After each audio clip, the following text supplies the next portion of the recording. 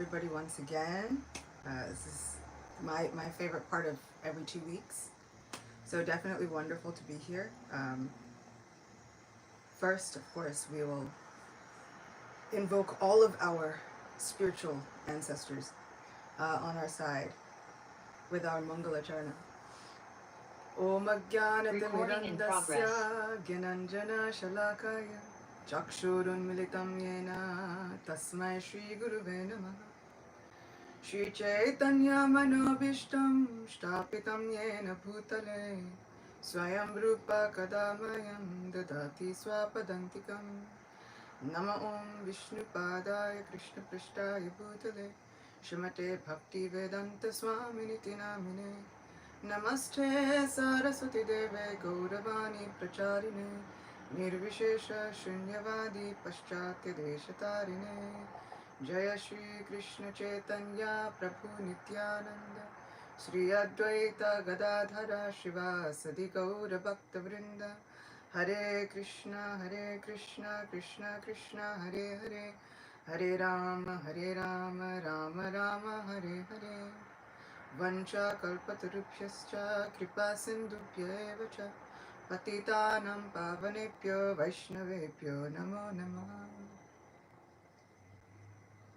So rather than just speak about one particular Vaishnavacharya, I wanted today to be about the glories of association in general, the glories of wonderful sanghas, and how our devotional lives kind of hinge and they really, really rely on those different sanghas and that kind of association that uplifts us, keeps us going, keeps us keyed in, keeps us locked into our Krishna consciousness, keeps us honest.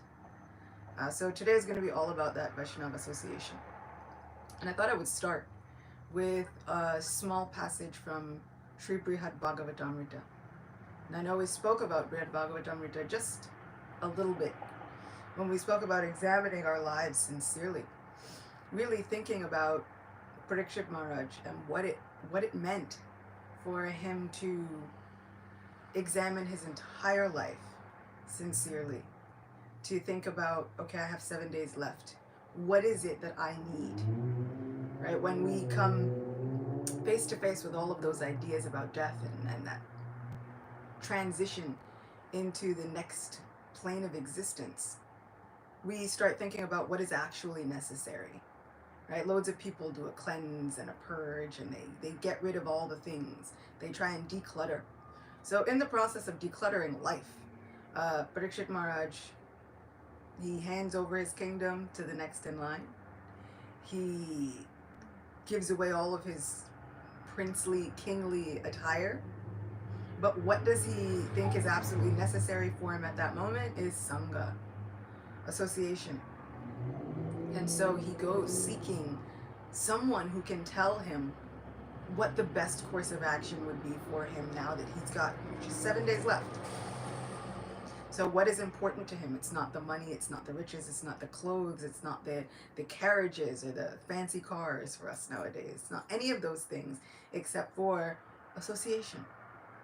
And when he is being spoken to in this great assemblage of sages in Naimisharanya, we have Shukadev Goswami, but we also have countless other sages who come from far and wide just to be a part of this Sangha, just to be able to also hear from Shukadev Goswami, to be able to be in this association where someone is going to listen actively and then ask those pertinent questions that are actually burning within everyone's hearts. So this is the glory of being together, right? You get the idea and the concrete concept that we are not alone. There is someone usually ready and willing to ask the very same question that's been burning within your heart. You get to hear about those topics that give you life in your devotional service. So Parikshit Maharaj, after hearing from Shukadev Goswami, now he's getting close to this end period, right? The final countdown. And his mother asks him, okay, tell me the essence of what you've learned. This is Sri Brihad Bhagavatamrita, which I was saying, there are 12 cantos of Bhagavatam, and you'd think there are so many lessons in there, and he would just repeat them verbatim. But no, he gives an interpretation on all of the wonderful teachings that Shukadeva Goswami has left him with. And he now relates that to his mother in a series of stories.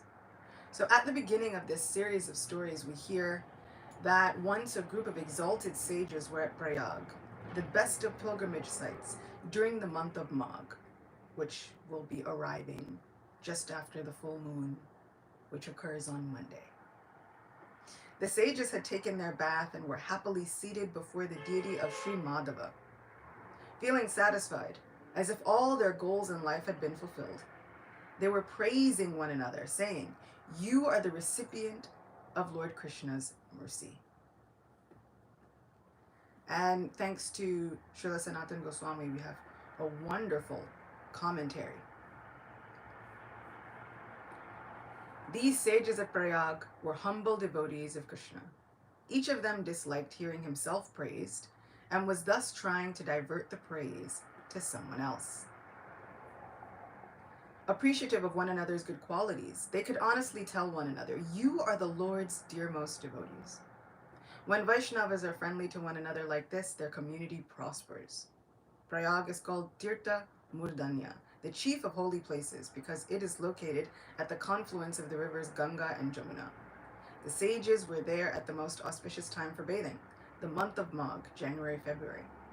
As Dattatreya, the incarnation of the personality of Godhead, has explained, the Supreme Lord Madhava is not as pleased by vows, charity, or austere penances as by one simply taking a bath in the month of Magh.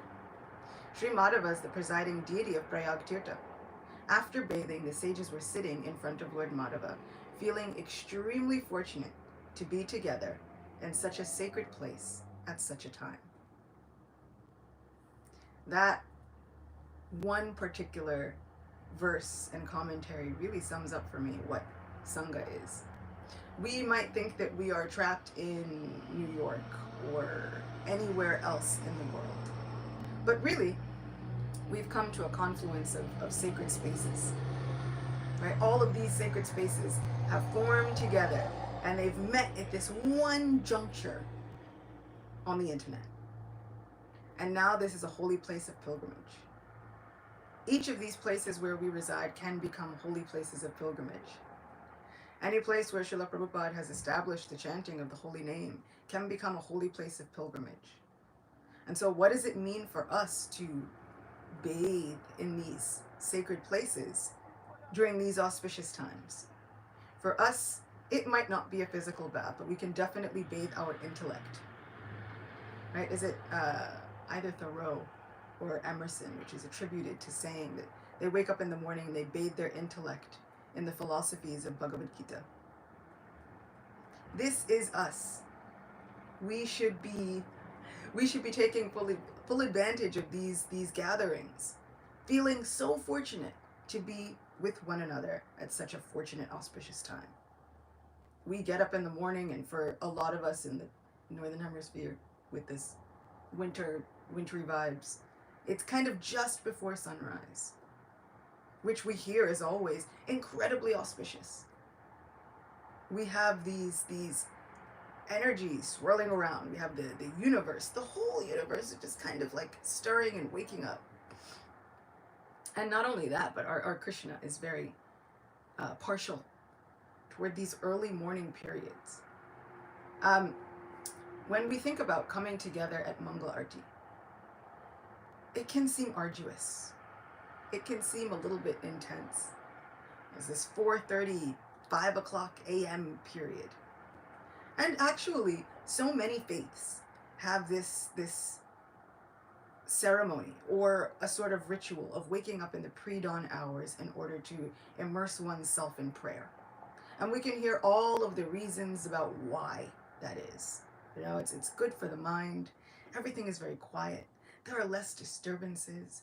You can really, really begin to hear what's happening from within the soul, right? How our Paramatma, how our super soul is calling to us and speaking to us. But there are also sweeter reasons. I kind of always wind up looking for the sweeter reasons that may not rely just on me. Mangal Arti is considered one of the most auspicious times to ask the Lord for a benediction. Some say, and when I was growing up I would ask this question, okay, why?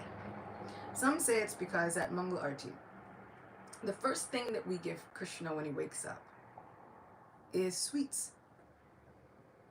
They wake up the deities in the morning. They give him a plate filled with bowls filled with sugar. That always seemed very interesting to me. You know, most people, if they're health conscious, they don't think like, okay, first thing to do in the morning for a nice balanced Ayurvedic way of living, have a whole entire bowl of sugar cooked down with milk and ghee and all kinds of things, like, you know, load up. But this is what we do with Krishna.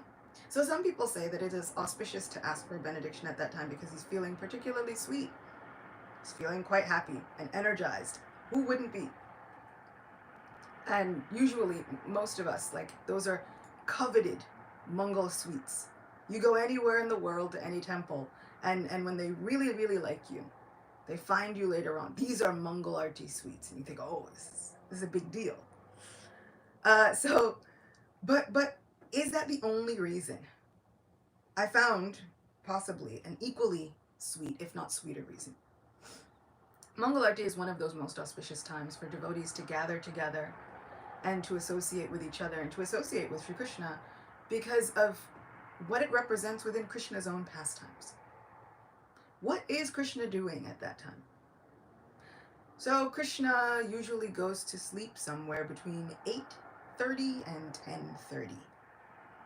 He goes to sleep in his room within the palace of Nanda Bhavan, and Yashoda Maya makes sure that he's tucked in nicely and that he's heard whatever stories he is demanded to hear.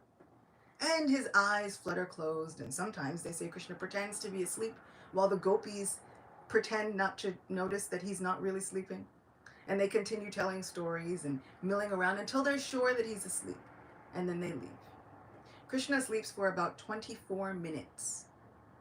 And then he wakes up, looks around, makes sure that the coast is clear. And then they say that he climbs out of his window to an adjacent tree, climbs down that tree, and then skips off into the forest to play his flute and await for many, many gopis. The gopis then have incredible nighttime pastimes. They sing, they dance, they have water sports. Krishna terrorizes them lovingly. They have wonderful, wonderful pastimes. And then somewhere just pre-dawn, they all fall asleep. And then just before the first rays of light hit the sky, just when it's just darkest, and then we get that saying, it's just darkest before the dawn, but just when it's just darkest, Vrinda Devi wakes up. And she thinks, well, we've got to fix this entire situation. Krishna can't stay here. Right? Radharani can't stay here. They've got to go back to their respective homes. And then she employs the very many forest creatures that are in her arsenal in order to wake up this divine couple. And so she employs parrots. Sometimes she uses other birds. Sometimes when they're feeling incredibly stubborn and they refuse to wake up, she employs an old monkey. And I think they said this old female monkey is able to screech so annoyingly that it is able to finally awaken the divine couple. This is why Mangal Arti is so auspicious. Yes, Krishna is given sweets. Yes, it's a wonderful time for prayer, but really, he's in such a good mood because he has not yet left the company of these gopis. It's after Mangal Arti that he goes home, after he's awakened, and they all tell him, go home. He goes home and goes back to sleep in his own bed, only to be awakened just a few hours later by Mother Yashoda. But none of this would have happened without Sangha. In fact, we wouldn't have known any of this without a Sangha of people, without an assembly of people to tell us about this wonderful fruit. So these are the glories of association. Srila Prabhupada says in the 9th chapter of Bhagavad Gita, those who are not faithful in this devotional service cannot attain me, O conqueror of enemies. Therefore they return to the path of birth and death in this material world. Purport. The faithless cannot accomplish this process of devotional service that is the purport of this verse. Faith is created by association with devotees. Unfortunate people, even after hearing all the evidence of Vedic literature from great personalities, still have no faith in God. They are hesitant and cannot stay fixed in the devotional service of the Lord. Thus, faith is a most important factor for progress in Krishna consciousness. In the Chaitanya Charitamrita, it is said that faith is the complete conviction that simply by serving the Supreme Lord Sri Krishna, one can achieve all perfection. That is called real faith, as stated in the Srimad Bhagavatam, Canto 4, Chapter 31, Text 14. By giving water to the root of a tree, one satisfies its branches, twigs, and leaves, and by supplying food to the stomach, one satisfies all the senses of the body. Similarly, by engaging in the transcendental service of the Supreme Lord, one automatically satisfies all the demigods and all other living entities. Therefore, after reading Bhagavad Gita, one should promptly come to the conclusion of Bhagavad Gita. One should give up all other engagements and adopt the service of the Supreme Lord Krishna, the personality of Godhead. If one is convinced of this philosophy of life, that is faith. Now, the development of faith is the process of Krishna consciousness. There are 3 divisions of Krishna conscious men. In the 3rd class are those who have no faith. Even if they are officially engaged in devotional service, they cannot achieve the highest perfectional stage. Most probably they will slip after some time. They may become engaged, but because they haven't complete conviction and faith, it is very difficult for them to continue in Krishna consciousness. We have practical experience in discharging our missionary activity that some people come and apply themselves to Krishna consciousness with some hidden motive. And as soon as they are economically a little well situated, they give up this process and take to their old ways again. It is only by faith that one can advance in Krishna consciousness.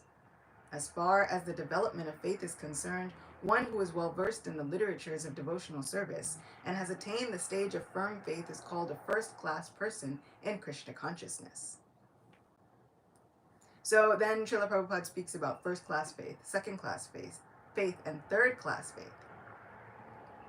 And these people who have the best faith are the ones who have the best association. We see practical experience all throughout Sri Chaitanya Charitamrita. The associates of Sri Chaitanya Mahaprabhu, many of them had their lives completely changed, and many of them were accepted by Sri Chaitanya Mahaprabhu on the basis of that faith that came by good association. We have heard of the story of Devananda Pandit. Devananda Pandit would constantly preach from Srimad Bhagavatam. This is a Bhagavatam scholar.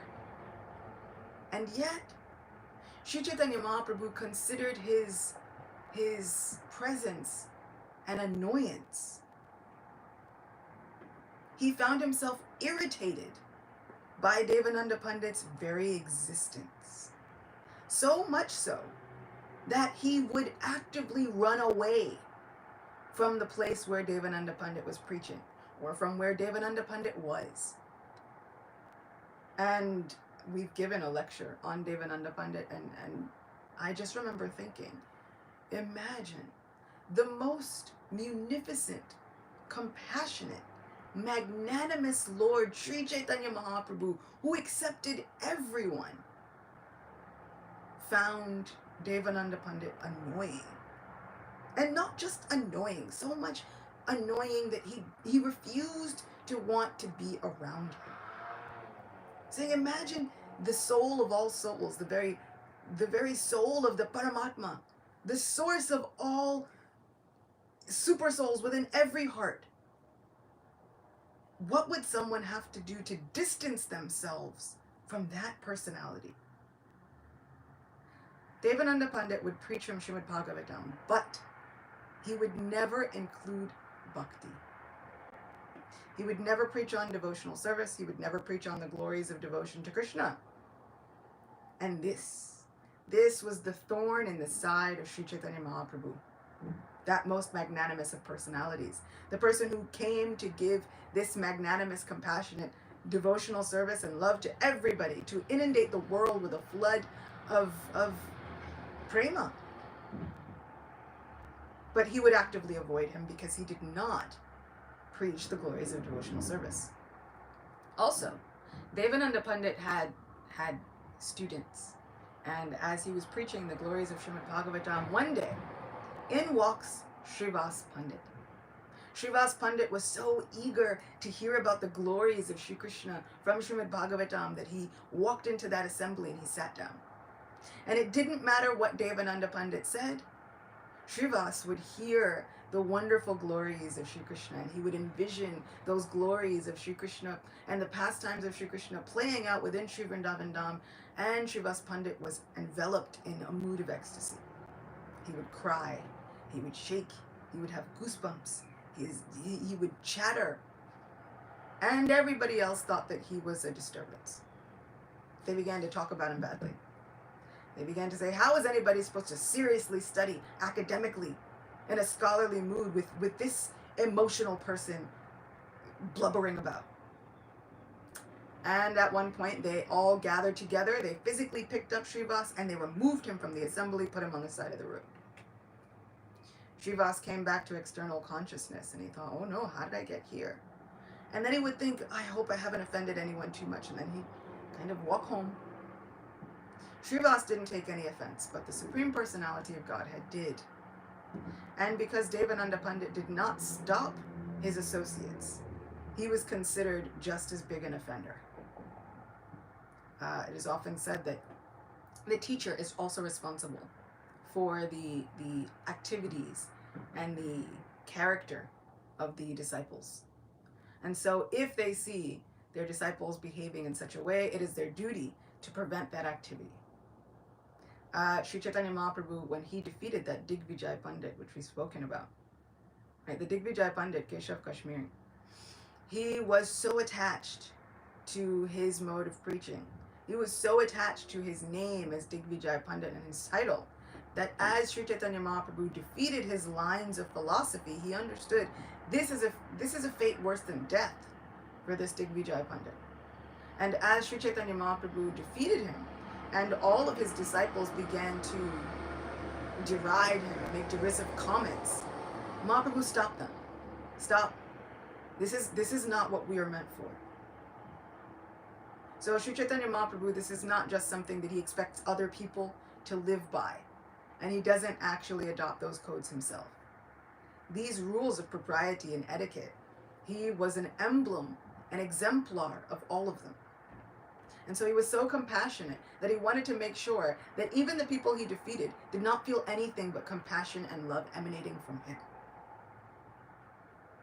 This is what Devananda Pandit lacked.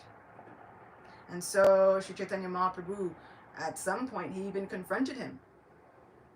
You impudent fellow, what do you think you've learned by studying Srimad Bhagavatam? He refused to be in his presence at all.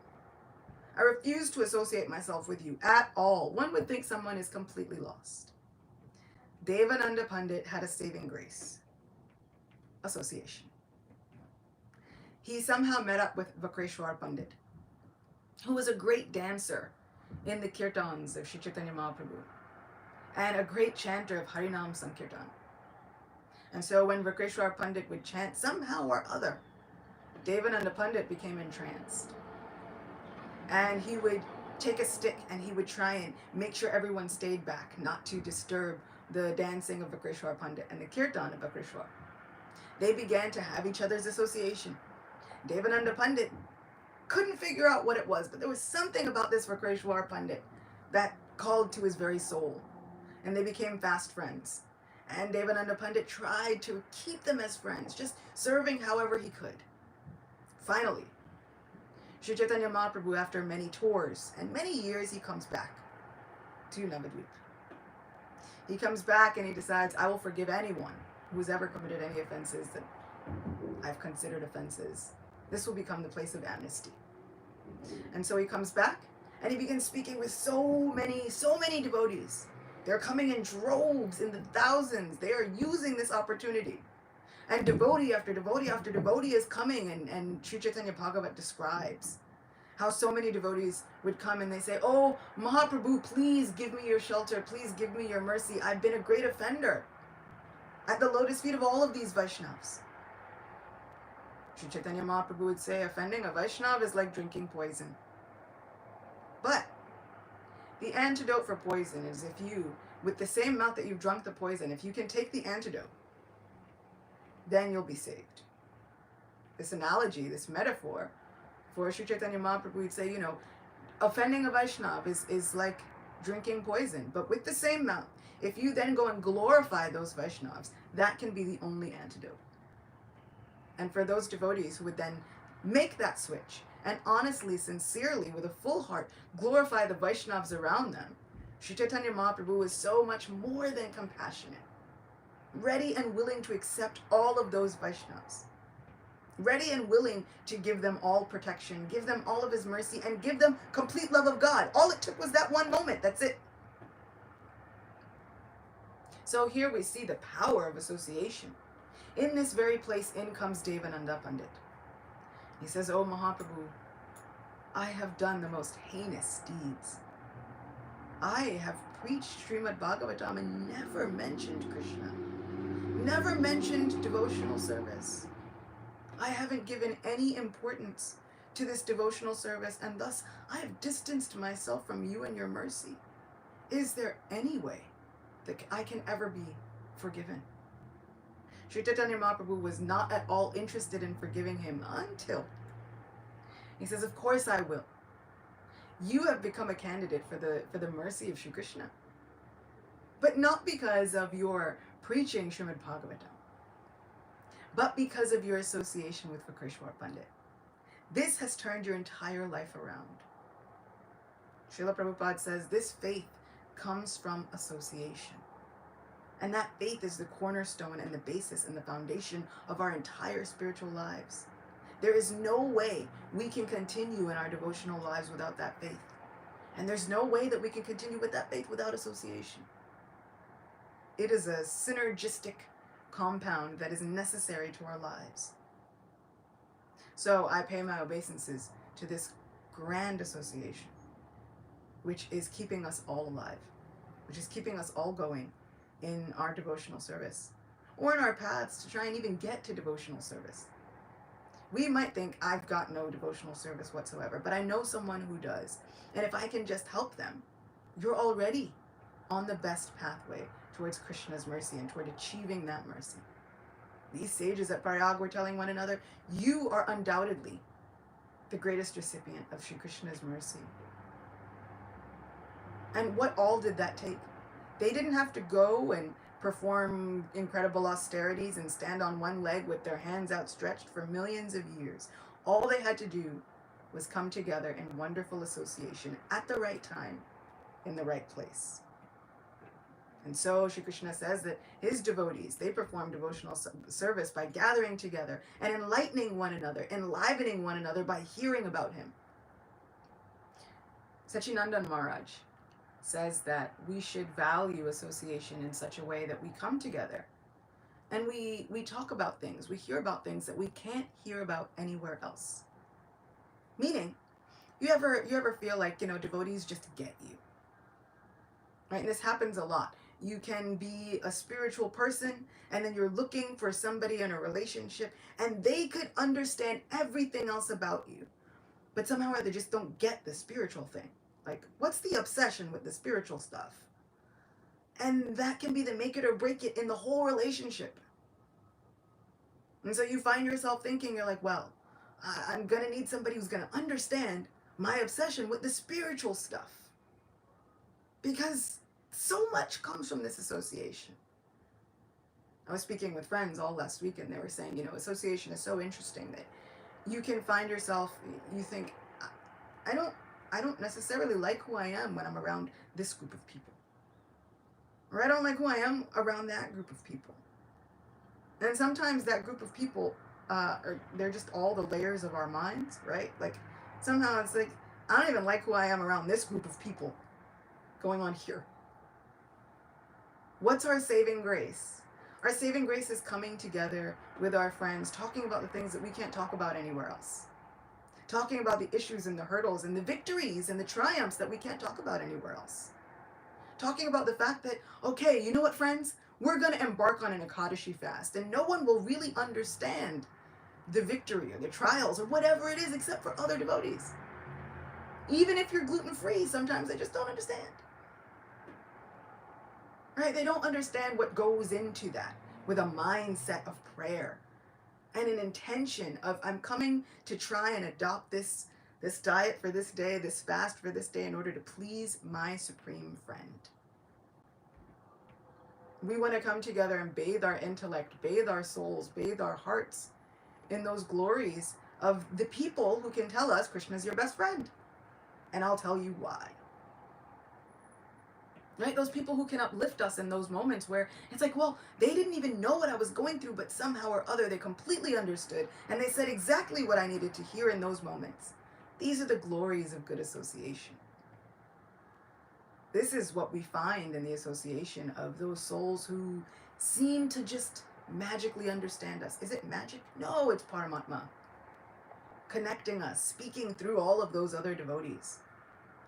So I offer my biggest obeisances and my respects to this Sangha, which is like a confluence of holy rivers, all of our minds and hearts coming together. And I feel so fortunate to be in this place at this time, together with all of you. So now I want to open it up for questions, comments, blessings that you'd like to shower upon me on this auspicious day.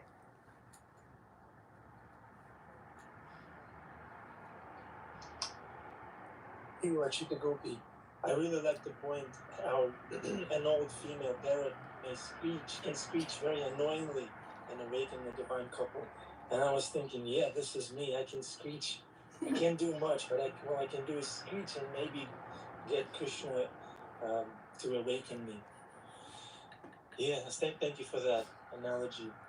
And I also liked how you said that faith is created by association of the devotees.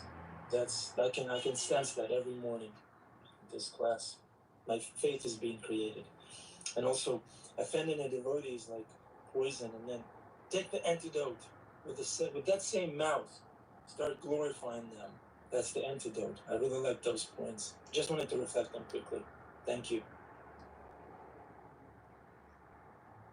Hare Krishna. You're amazing. How wonderful is Krishna? Thank you. I was thinking, in the Bible, it says, faith is the assured expectation of the things yet unseen.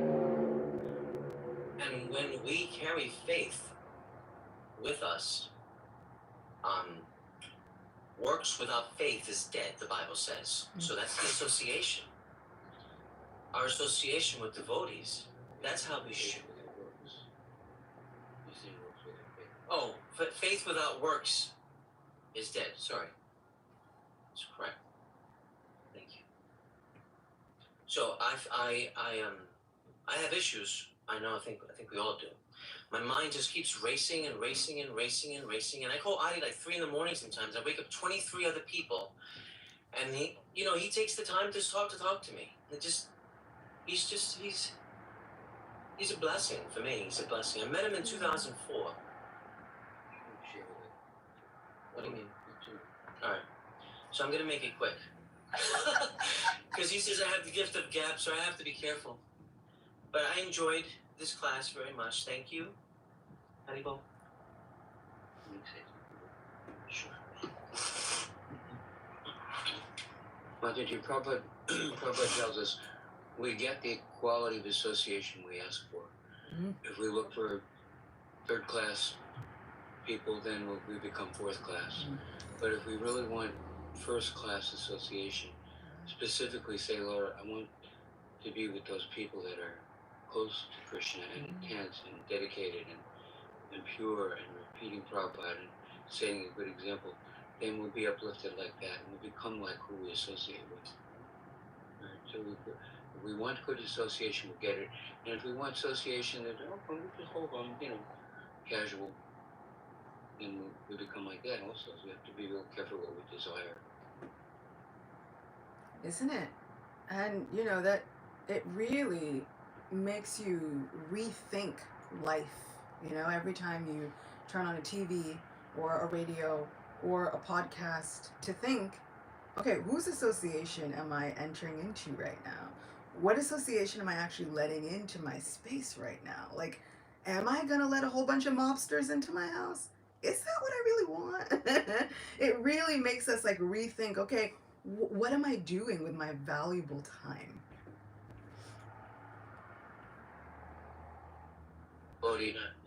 One devotee in the Bhakti Center, he was saying, on your cell phone, you might record something, and then if you want, you can delete it. But we've got so much garbage in the mind, and it's not easy to delete that stuff, so we don't want any more garbage in there. And be very careful what we look at, who we hear from, and who we look up to, and who we allow to speak into our life. Mm-hmm. There's a caution there, that this polluted association is also available if we're not careful. I think Bhima wants to say something there.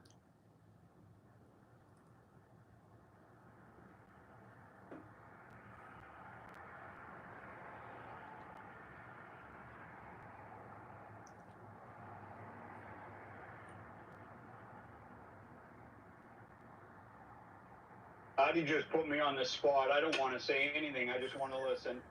I got a bucket of water here. Yes. Hare Krishna. Achyuta Gopi, wonderful class. I'm just amazed. I can't wait to take birth again and head into to be someone like you yourself. So Hare Krishna. I'm off to work. I go. See, I'm always amazed with Bhima Prabhu. Like, that's, Srila Prabhupada said our definition of samadhi is to follow like Mother Yashoda. She's always busy for Krishna. And that this is the epitome. Like, we get to see it in live action. What is samadhi for Kali Yuga folk like us? Is to be busy. Is to try and serve Krishna's devotees, whether they be people jivas or animal jivas or both. I love it.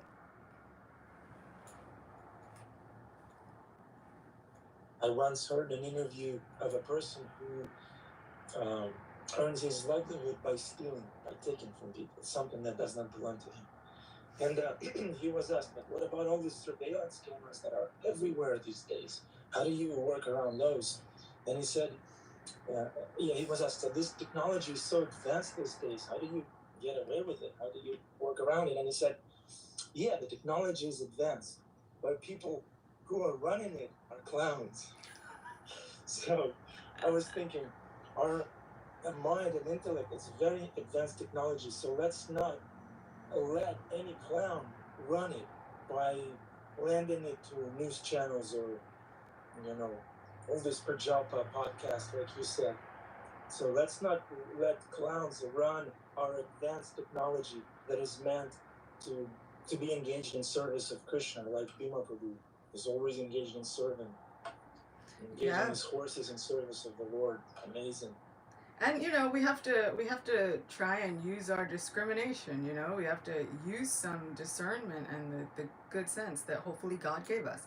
And Srila Prabhupada says, if you don't have common sense, ask someone who does.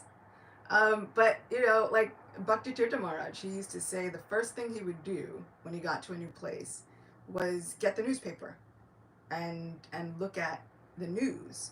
And not because he was eager to find out all of the political happenings, but because he wanted to know what was going on in the minds and hearts of the people that he was about to preach to.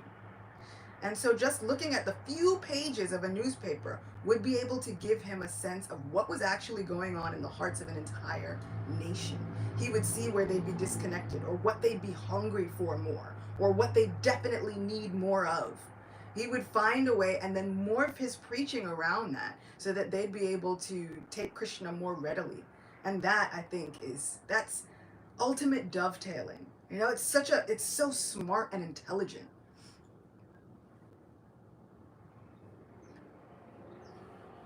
Does anybody have a comment, devotees? Hey Krishna, I just have one more comment. When you said the parrot, when you were talking about the birds, Female parrot. female parrot. I had a female parrot. Her name is Princess, and she let's see, 2003 got her. 2004 I met Adi, and she started chanting the Hare Krishna. She was chanting Hare Krishna. I got her to chant Hare Krishna, and RVC. I don't know if you know RVC, priest at the Bhakti Center. It was whatever. Sorry. He was feeding her prasadam. It was beautiful. So she won't take birth in that body again. But Yeah. I don't know. I forgot what my point was. Sorry. I actually have always wanted a parrot. I feel like, you know, if you look through like all of the awesome gopis and they have their kunjas, and even Radharani has several parrots. Like I feel like all the best people have parrots. So I always kind of thought, like, I was like, I want a parrot, but I'm not sure if I have parrot vet money. And I wanted to make sure that the parrot would be well cared for. But, you know, it seems like such a beautiful idea. You have a little parrot, you feed it little maha pomegranate seeds, you teach it to say Radha Govinda. It's like, you know, that parrot life. But actually, yeah, the parrots are the nicer ones. The ones that she calls out, like the big guns, it's this old female monkey. And it's described in like Govinda Lilamrita and all of these other like obscure scriptures. She's like wrinkly and her face is kind of sagging. She's old and she kind of ambles in and she doesn't move very quickly, but she has the most incredible screeching sound that she's able to wake up the divine couple. Which just kind of goes to show that anyone can sing at Mangalarti. I feel like you ever been at a Mangalarti and you're like, oh, this is an austerity.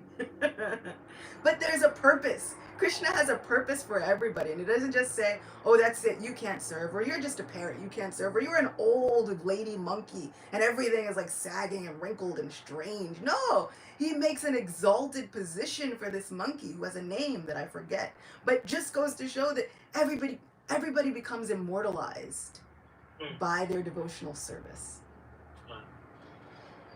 You know, I started to get upset with Krishna when I lost Princess. No, I lost Princess because Maya. Actually, I'm sorry. Her name was Myra. So I met Myra, and I shouldn't have said her name. Anyway, I was thinking of Maya. Anyway, got married to Maya, and I was just so upset because after marrying her, she told me to get rid of the parrot because the parrot was bringing demons in the house. And she convinced me. I loved her. So I said, okay, I'm gonna get rid of the parrot. And it hurt me so much. I was crying all the way to the park. The cage was like 4 feet. It was like big, 4 feet, 5 feet big, and had all the food under the cage and everything. And I gave her up. Couldn't stop crying. And I didn't know who Maya was at the time. And what was my point? So then I realized, you know, Krishna, the energy, right? Maya. So there's a reason. There was a reason for this to happen, you know. And I was hurt. Yes, I was hurt. But Krishna was allowing this hurt for me to go through so that I can enjoy something better. Yeah. Understand the peace and the love. No, absolutely. And I think that pets get a bad rap within like Krishna consciousness sometimes. But Krishna has such an astounding variety of pets of all kinds. He's got 2 parrots himself. One's named is Vichakshana.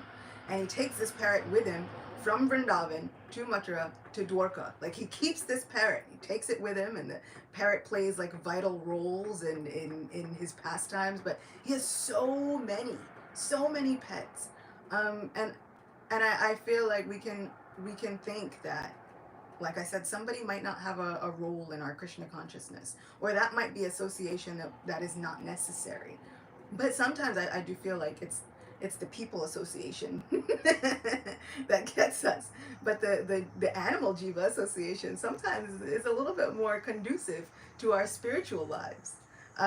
So we have to remember that these animals are not ordinary, just like these people are not ordinary. And I am hoping that princess, even if she becomes another parrot, this is a parrot in Vrinda Devi's army. I said Vrinda Devi has thousands, hundreds of thousands of parrots, and she knows every single one, and she commands them all to bring messages back and forth about Radha Krishna and what they're doing every day, so that she can make arrangements. Like this, I always felt like was the origin of Twitter. Right? Nobody has a bigger Twitter network than Vrinda Devi. So Vrinda Devi would employ all of these parrots. You tell me, where are they? Now where are they? Well, what are they doing? Well, what's Krishna doing? What's Radharani doing? How can we make them meet up? And then they would carry messages to and from the divine couple. And this would bring joy to the hearts of Radha Krishna. Something so simple. You think, just a parrot, all they do is repeat. What understanding could they possibly have? But this is the best understanding. Shukadev Goswami was Radharani's very own parrot. This is the best understanding that we could have. What better than to just parrot what our great acharyas are saying? What better nectar than to just kind of try and repeat the wonderful glories and the wonderful teachings and the wonderful uplifting content that our spiritual acharyas have given to us. If I could just be, just a little parrot. Wherever that parrot goes, she's chanting Hare Krishna, and whoever's hearing it is benefiting, right? That's right. There's a story in the Upanishads about a devotee who was breaking the regular principles in meat eating, and then was forced to take birth after death. Yamaraj said, "You must take birth 2,000 times in the form of a cow for every hair on the cow's body, because you were participating in animal slaughter." So the next birth, he took birth in as a bull, and his master was Mr. Tongue, because he couldn't control his tongue, so he became the slave of this Mr. Tongue. Mr. Tongue was so cruel. He would beat the bull and work the bull so hard that the bull actually collapsed one day, just completely exhausted, and was dying by the side of the road. Mr. Tongue left him there. So these two guys came along, and they were looking at this. This poor bull was leaving his body, and he said, "This poor soul, he has taken the birth of a cow and a bull, and now probably have to do it again. And we wish we had some pious activities to give to him." And then this little girl, 12 years old, she heard them, and she said, she was crying because the two men walked away. She said, if I have any pious activities, I give it to you. I'm so sorry. I'm so sorry that you have to take birth. And then he went to Yamaraj, and Yamaraj said, "Oh, you're supposed to take 2,000 times and wait for every hair on the body." But somebody gave pious activities. Your karma is wiped away. You get human birth. You know that story? Yeah. There are there are so many stories that happen like that. And this Ekadashi specifically is an Ekadashi glory that happens like that. King can't have a son, the wife can't have a son. They go and they perform so many pious deeds, and they still nothing. But it is until the entire city fasts for Ekadashi, and then they offer all of those pious merits that the king's able to get the son. And so, yeah.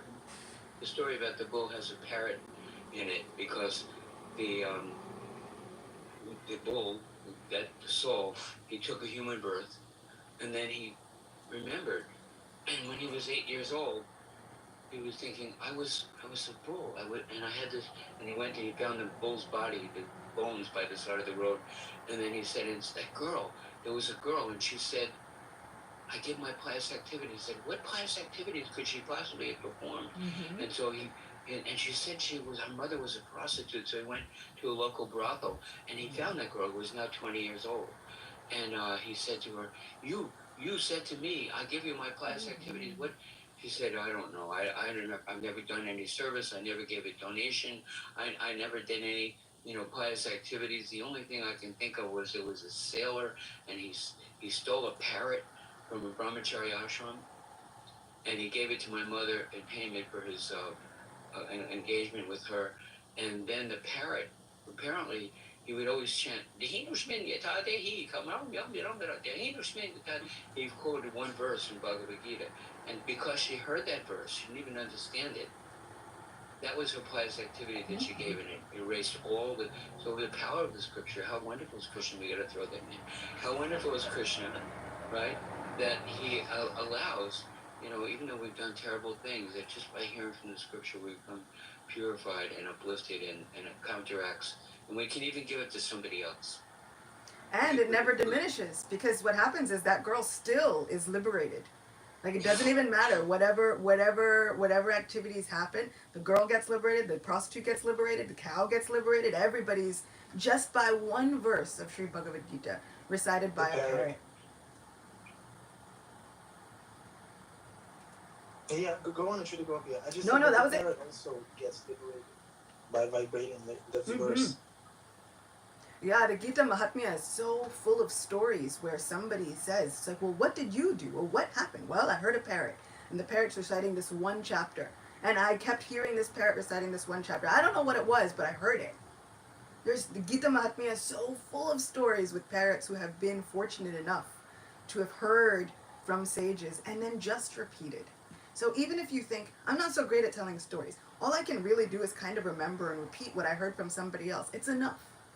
It's enough for you and the entire world.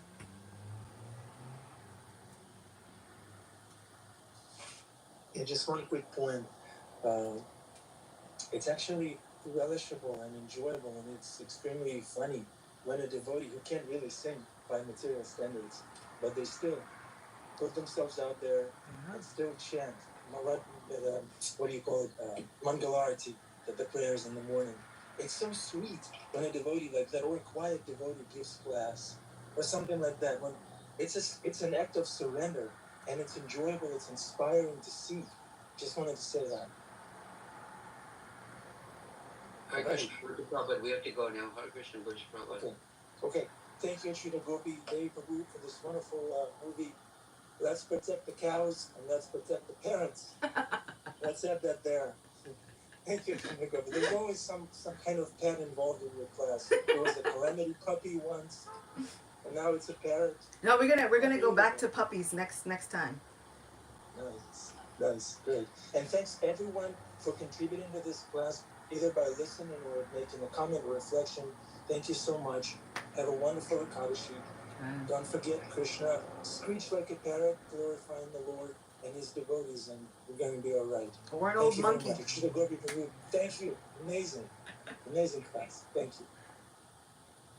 Hare Krishna. Bye. Bye.